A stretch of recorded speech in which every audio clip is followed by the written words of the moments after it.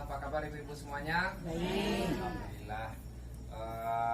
Untuk pertemuan kita yang saat sekarang ini di hari siang yang alhamdulillah cukup baik.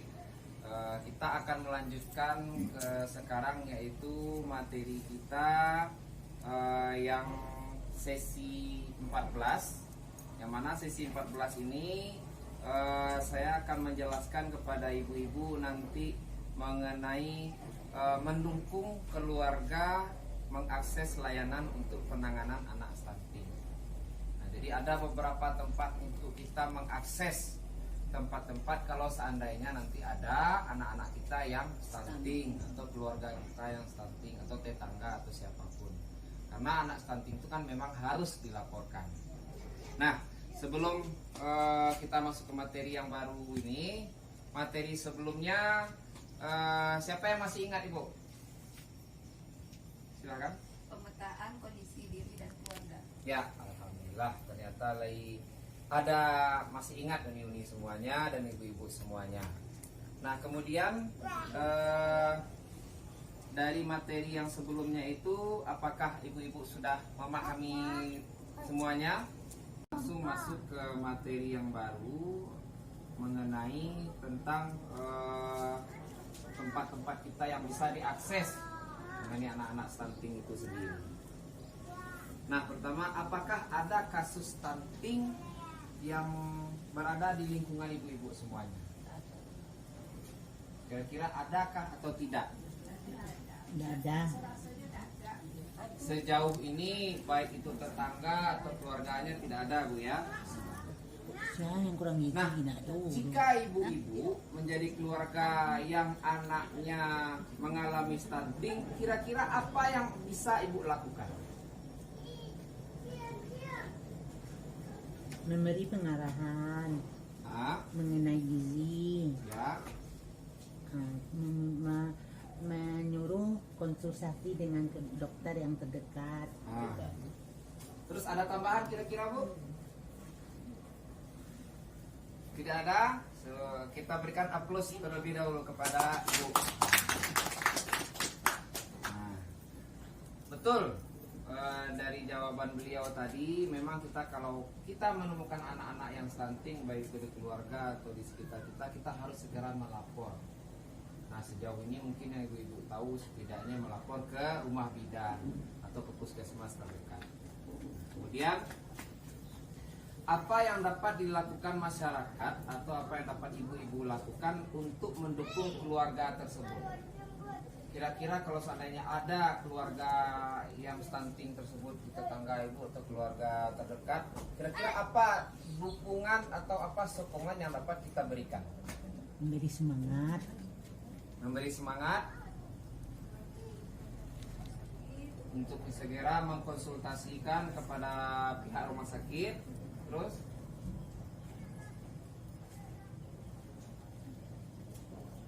memberikan dukungan, terus segera menyarankan untuk berkonsultasi ke rumah sakit. Dan yang terakhir yang perlu kita berikan adalah tentu doa. Karena sudah usaha, sudah tawakal, tapi walaupun sudah tidak ada doa, cuma tuh. Nah, kita berikan tepuk tangan kepada Ibu.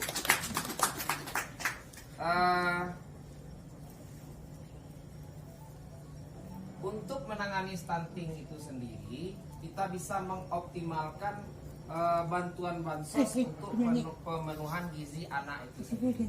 Nah, bantuan bansos yang ibu dapatkan misalkan seperti BPNT itu sendiri.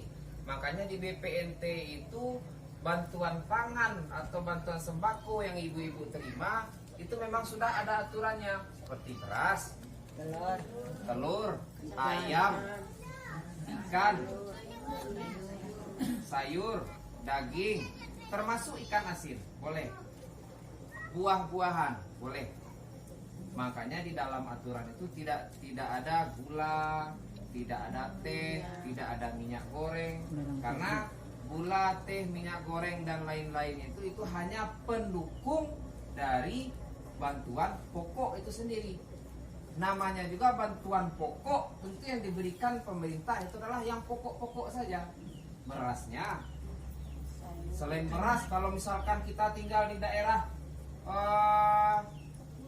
Irian Jaya, mereka makannya sagu atau gandum.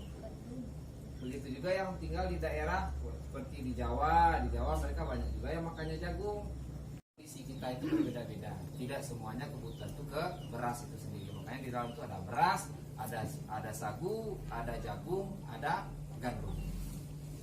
Nah, kemudian kita sudah menyampaikan, kami sudah menyampaikan ke ibu-ibu dan juga beberapa ibu-ibu juga sudah menjawab. Nah, supaya lebih rinci, supaya lebih jelas, kira-kira di sini saya akan menjelaskan tempat-tempat yang bisa kita untuk mengakses atau menghubungi apabila terjadi kasus stunting ini di sekitar kita atau di keluarga kita. Pertama yang harus kita hubungi itu adalah Pusat Kesehatan Masyarakat, yaitu Puskesmas. Yang kedua, Posyandu. Yang ketiga, Pusat Kesejahteraan Sosial, SLRT. Nah, cuman karena SLRT ini di daerah kita tidak ada, yang jelas dua lokasi ini kita ingat-ingat dulu, Posyandu dan Puskesmas. Kemudian Dinas Sosial. Dinas Sosial alhamdulillah juga ada di wilayah kita, cuman kan itu cukup jauh aksesnya. Nah, kemudian ada juga e-warung. E-warung itu sebenarnya mereka mempunyai tanggung jawab untuk penanganan stunting itu sendiri.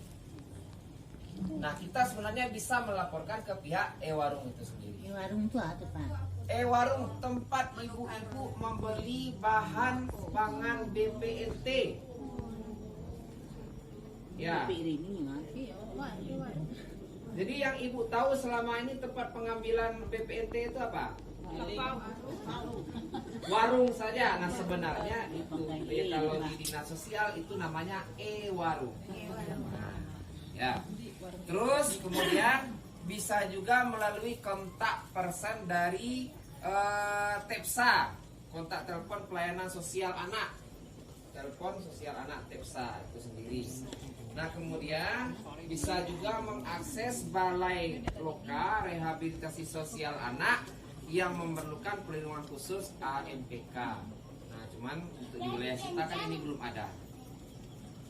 Nah, untuk lebih mempermudahkan ibu-ibu sendiri atau uni-uni mengakses supaya tidak terlalu jauh ke dinas sosial atau mungkin puskesmasnya juga jauh, yang paling terdekat dihubungi itu adalah pertama pendamping PKH.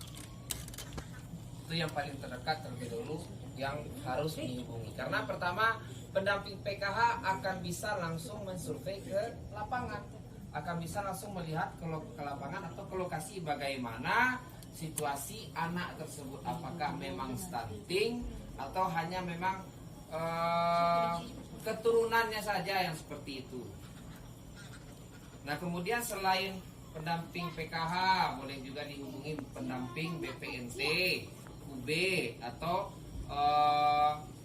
pendamping sosial seperti TKSK, Nyak Safrizal. Tuh nih, yang bertanggung jawab mengenai baret atau yang bertanggung jawab masalah bantuan beras, Nyak Safrizal atau Nyak Jorong Bansa Lamo. Nah, itu boleh juga kita menghubungi beliau, hubungi kami atau hubungi beliau boleh juga. Dan juga atau penyuluh sosial mungkin di daerah kita juga belum ada. Atau relawan sosial itu biasanya di setiap wilayah seperti di kecamatan, di nagari itu ada. Kalau di nagari kan biasanya seperti Parikpaga Nagari. Nah, itu ada. Boleh dilaporkan ke Parikpaga Nagari. Atau di kecamatan, relawan kecamatan boleh juga dilaporkan ke relawan kecamatan. Nah, kira-kira dari yang saya sampaikan tadi ke ibu-ibu, ada yang rasanya mungkin tidak ibu pahami mengenai tempat-tempat yang bisa kita akses apabila anak-anak kita stunting. Sebelum kita tutup sesi kita yang pada hari ini, saya akan mengajukan dua pertanyaan. Yang pertama, kemana saja kita harus mengakses atau menghubungi apabila terjadi stunting di keluarga kita atau di sekitar kita. Tunggu dulu nih, sabar nih. Satu, yang perlu pertama kita hubungi adalah Puskesmas, Posyandu, Dinas Sosial dan pendamping PKH.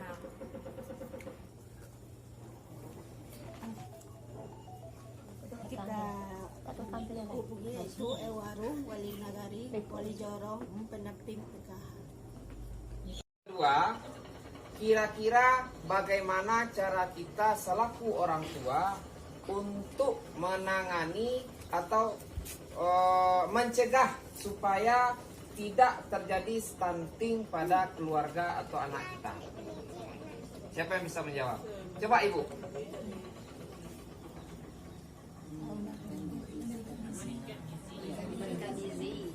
Memberikan gizi yang cukup. Nah, terus vitaminnya, protein, seperti susu ya. Kacang-kacangan. Pokoknya intinya kita harus mencukupi gizi si anak tersebut, ya Bu ya. Siapa lagi Bu yang bisa menjawab? Coba Dari minuman susu, misalnya susu kedelai, kalau tidak cocok bisa ditukar susunya, seperti ikan, itu makanan vitamin dan lain. Oh, maksudnya misalkan kalau dia alergi terhadap susu sapi, mungkin kita berikan susu kedelai. Kalau si anak itu alergi telur, kita bisa berikan ikan. Nah, oke, bagus. Berarti beliau lebih bisa sedikit menganalisa. Dah, itu saja mungkin yang bisa kami sampaikan ke ibu-ibu semua. Sampai bertemu kita di sesi berikutnya, insya Allah. Kami sudahi. Wassalamualaikum warahmatullahi wabarakatuh.